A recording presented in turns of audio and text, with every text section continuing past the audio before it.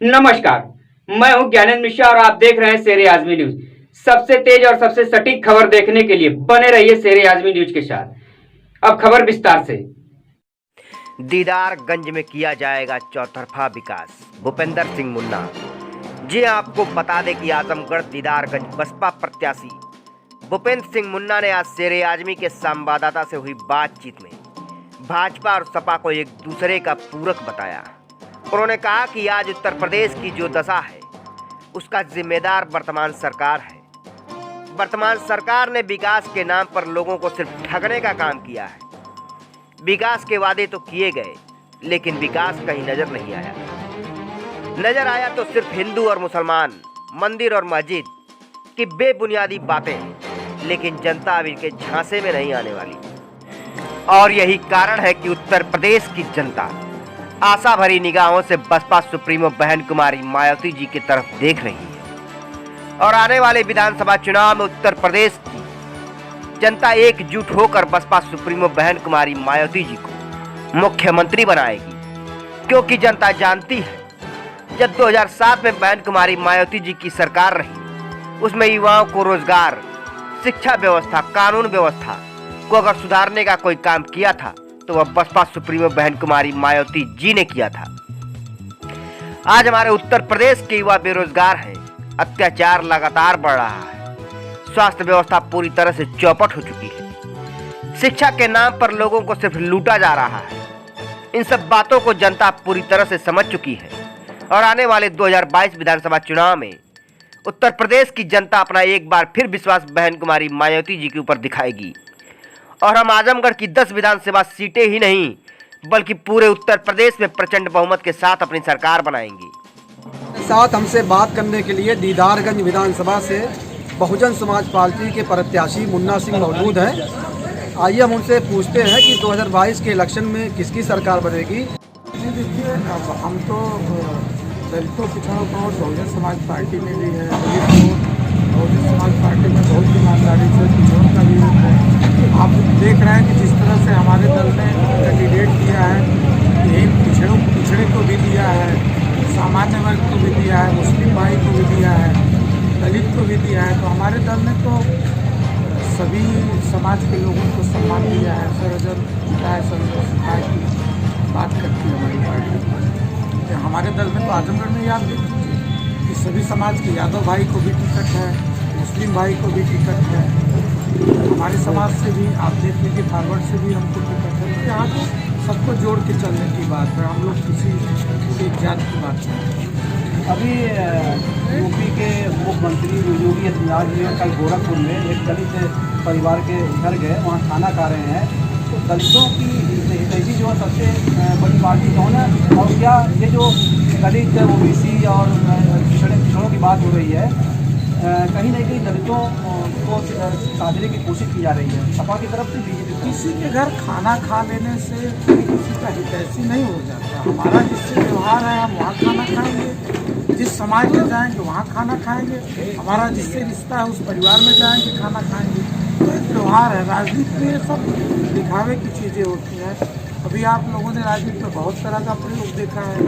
कुंभ का मेला लगा था तो वहाँ दलित साधु सम्मेलन चल रहा था और साधु भी दलित अगड़ा पिछड़ा हो गया। तो ये तो राजनीति है और जनता सब जानती है। आपकी पार्टी के सतीश चंद्र मिश्रा जी ने कहा कि बहन जी खुद चुनाव नहीं लड़ेंगे, कहीं से हम लोग जो चुनाव लड़ाएंगे। अगर आप चुनाव जीतते हैं तो आप महंगाई को लेकर, बेरोजगारी को लेकर जो भी समस्याएं हैं जनता की, उसको कैसे आप जो है पूरा? देखिए, महंगाई बेरोजगारी एकदम चरम है। हमारे यहाँ नौजवान पूरे जिले को आप देख लीजिए, प्रदेश को देख लीजिए, देश को देख लीजिए, किस तरह से बेरोजगारी चल रही है। नौजवान बिल्कुल 102 साल से कोरोना है, कोई रोजगार नहीं है। कोई कहाँ गई न्यू इंडिया, कहाँ गई मेक इन इंडिया, कहाँ गई स्किल इंडिया, कहाँ गई बुलेट ट्रेन, कितने रोजगार बाहर से आए। ऊपर से हमारे जो सरकारी संस्थान है, चाहे वो रेलवे हो चाहे एयरपोर्ट हो, उसको बेचने का काम की है सरकार, कुछ तो नया नहीं है। लेकिन कहने के लिए तो रोज नई नई बातें हैं, रोज नया वर्ड। समाजवादी पार्टी में अभी हाल ही में स्वामी प्रसाद गौरिया ने ज्वाइन किया और उन्होंने ये बयान दिया कि हम जिस पार्टी में जाते हैं उसकी उस पार्टी की सरकार बन जाती है और जिस पार्टी को छोड़ देते हैं उसकी सरकार गिर जाती है, सरकार चली जाती है।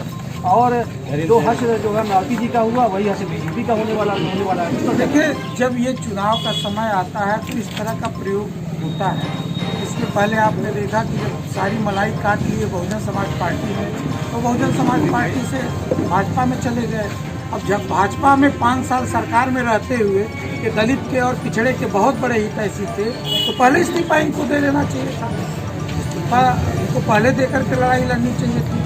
जब सरकार की 5 साल मलाई काट लिए, सरकार चली गई, अब कहाँ के मंत्री वो रह गए। सरकार चली गई, सूचना लागू हो गई, तब वो इस्तीफा दे करके सस्ती लोकप्रियता पाने के लिए इस तरह कर रहा है। चुनाव जब आता है तो कुछ लोग इधर उधर होते हैं, उससे कोई फर्क नहीं पड़ता। बीजेपी कह रही है कि सबसे अच्छा शासनकाल हमने चलाया, तो गुंडे हैं, माफिया जेल के अंदर है, और बीएसपी कह रही है कि सबसे शासनकाल अच्छा जो बहन जी का था। तो इन दोनों सरकारों में जो फर्क क्या था? आम जनता कहती है कि बहन जी की सरकार में जो सुशासन था, जो लॉ एंड ऑर्डर था, वो किसी में नहीं। बहन जी की सरकार में जिस तरह का शासन था वो किसी सरकार में नहीं थे। तो आम जनता कहती है, उसको दूसरा कोई क्या कहे। हम तो बहुजन समाज पार्टी के पदाधिकारी भी हैं, मतलब चुनाव लड़ रहे हैं उस दल से, तो आप देखिए सामने से। अगर हम सच्चाई भी कहेंगे तो उसको लोग कहेंगे उस दल को कह रहे हैं, लेकिन आप आम जनमानस ये कहता है कि बहुजन समाज पार्टी के समय जब उनकी सरकार थी तो लॉ एंड ऑर्डर भी बहुत अच्छा। आपकी पार्टी के कैडर बहुत मजबूत हैं, ज़मीन पर काम करते हैं। क्या सोशल इंजीनियरिंग आपकी होगी कि ये जो इलेक्शन है दीदारगंज विधानसभा का या आजमगढ़ 10 विधानसभा सीट पे आपकी पार्टी जो है एक इतिहास कायम करेगी? या देखिए, हमारे यहाँ इस बार जो टिकट मिला है वो आप देख लीजिए, मुस्लिम भाई को टिकट मिला है। एक बहुत जमीनी व्यक्ति पूर्व विधायक रह चुके हैं अबू सलाम साहब, जिनका खुद का जनाधार है मुबारकपुर में, उनको टिकट मिला है। इस बार तो हमारे दल ने बहुत ही ज़मीनी लोगों को टिकट दिया है, जो अपने क्षेत्र में लड़ाकू हैं, जुझारू हैं, जनता के बीच रहे। रिजल्ट आपको साफ दिया। दीदारगंज विधानसभा से आपको अवसर मिला है, टिकट मिला है, जनता के बीच में आते हैं, तो दीदारगंज विधानसभा में क्या नहीं होना चाहिए, तो क्या होना चाहिए या क्या नहीं होगा? आप यही मार्टिनगंज मुख्यालय है तहसील, मार्टिनगंज से फूलपुर चले जाइए, छित्तेपुर में बैठे हैं। सड़क की क्या दुर्दशा है, आप मार्टिनगंज से लेकर के छित्तेपुर खौरे होते हुए फूलपुर तक चले जाइए, देखिए किस तरह यही हाल कमोबेश पूरे जिले में है। समाजवादी पार्टी तो कह रही है कि हमने विकास किया, हमारी सरकार में जो भी विकास हुआ है वो सब लोग कहते हैं। भाजपा भी कह रही है कि हम बहुत सारा विकास कर रहे हैं, हम भी कह रहे हैं कि हमारे समय में बहुत सारे विकास बहुजन समाज पार्टी के समय में हुए। तो बहुत इंजीनियरिंग कॉलेज देख लीजिए, यही आजमगढ़ में इंजीनियरिंग कॉलेज है, बहुत सारी लखनऊ में आज जो कुछ भी दिखता है वो बहुजन समाज, इसको ये लोग पत्थर बता रहे हैं, तो आज वही सुंदरता लखनऊ में दिखती है जो बहुजन समाज पार्टी के समय में हुई। अच्छा, समाजवादी पार्टी के ऊपर आरोप लगा रही है बीजेपी जो है कि इनकी सरकार में जो है दंगे हुए, तो किसकी? देखिए, मैं बहुत ज़मीनी व्यक्ति हूँ, ये बड़े बड़े सवाल आप बड़े बड़े नेताओं से करिएगा। जिनकी सरकार में दंगे हुए जनता सब जानती है। समाजवादी के समय में दंगे हुए, भाजपा के समय में भी दंगे हुए, लेकिन बहुजन समाज पार्टी के समय में अयोध्या जैसा फैसला भी आया तब भी कोई दंगा नहीं, लॉ एंड ऑर्डर में। बीजेपी तो कह रहे कि राम मंदिर हम बनवा रहे हैं। राम मंदिर सुप्रीम कोर्ट के फैसले से बन रहा है। राम मंदिर सुप्रीम कोर्ट ने फैसला दिया है, हिंदू मुस्लिम किसी का कोई आपत्ति नहीं है। जो फैसला है मुस्लिम के पक्ष में अलग फैसला है, सुप्रीम कोर्ट के फैसले के आधार पर राम मंदिर मतलब उसमें बीजेपी अलग से। क्या धर्म, जात, बिरादरी, हिंदू मुसलमान के नारों के बीच में और नफरत के बीच में इन सब जो है नारों में जो जनता आ जाएगी, वरगलाने में आएगी, या विकास को लेकर, महंगाई को लेकर जो है वोट करेगी और जनता में आक्रोश रहेगा? जिस तरह का माहौल ये लोग अभी तक बनाए थे उसमें महंगाई पे कोई बात ही सुनने को नहीं तैयार था। हम सारे लोग जानते हैं कि किस तरह की महंगाई है, डीजल कितना महंगा है, पेट्रोल कितना महंगा है, किस तरह की स्थिति है, सब हम लोग जानते हैं। हाथ मिल नहीं है, बहुत सारी स्थिति आपके सामने है। तो जनता तो सुशासन चाहेगी, जनता तो विकास चाहेगी। विकास और सुशासन में मुद्दा होना चाहिए, काम विकास की ही बात होनी चाहिए। तो भूपेंद्र सिंह मुन्ना किन मुद्दों को लेकर जनता के बीच जा रहे हैं? हम काम विकास की ही बात करेंगे। ऊपर वाले ने अगर मौका दिया, माननीय बहन जी की सरकार बनी, तो निश्चित तौर पे आप दीदारगंज में एक अलग विकास देंगे। दीदारगंज में न कोई स्कूल कॉलेज है, न कोई अच्छा अस्पताल है, रोडवेज की बसें कहीं नहीं चलती हैं, सरकारी सुविधाओं से वंचित, एक भी रोडवेज की बस नई स्रोत के चलती है, न दीदारगंज की चलती है। तो समय आया, मौका आया तो दीदारगंज में जो काम विकास की बात है, अच्छे अस्पताल, शिक्षा, इसके बाद तो भी आप बताइए कि अच्छा अस्पताल है, आप बीमार हो जाए तो किसी को लेकर कहीं चले जाए। समाजवादी पार्टी तो कह रही है कि तमाम जो पिछड़े हैं, दलित हैं, ओबीसी हैं, जो बड़े बड़े नेता बीजेपी में थे, जो है सब छोड़ के समाजवादी पार्टी में आ रहे हैं और अब जो है समीकरण जो है सही हो गया है, अब समाजवादी पार्टी की सरकार बनने जा रही है। ये वो कह रहे हैं ना, अभी टिकट की घोषणा होने दीजिए, समीकरण आपके सामने आएगा किस तरह का समीकरण।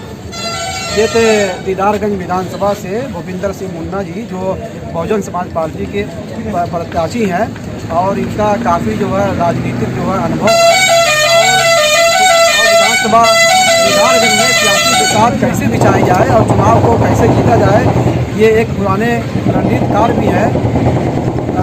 छित्तेपुर बाजार से केन न्यूज़ चैनल और शेर आदमी न्यूज़ चैनल के लिए शमीम जलालपुरी, आजमगढ़।